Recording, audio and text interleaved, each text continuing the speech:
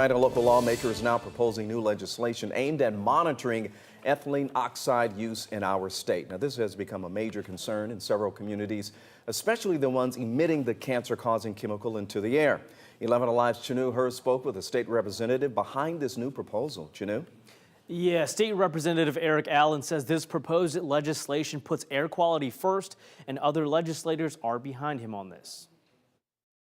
After elevated levels of ethylene oxide were found in the air surrounding industrial plants near Smyrna and Covington, State Representative Eric Allen hopes to implement laws to make sure levels are contained. I think it'll give a lot more transparency to exactly what's coming out of the stack of the facilities, as well as requiring them to take on the burden of the air quality testing that needs to be done to ensure that our air is safe. The Sterigenics plant in his Smyrna district is closed indefinitely.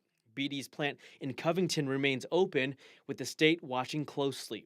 Representative Allen says his proposal is going to ensure companies are responsible for what they're emitting into the air. This was the best way to approach it, to get to some independence, to some level of independence, without putting all of the burden on the local city or county. Under this proposal, ethylene oxide permit holders are required to monitor their emissions. It will also require users of the chemical in Georgia to submit semi-annual reports to the state. Permit holders will also have to submit a monitoring plan to the EPD within 6 months of the proposed law going into effect. They'll have to do this every 2 years. So I think that's a very comprehensive way to approach making sure that these facilities, as they operate, they do so safely.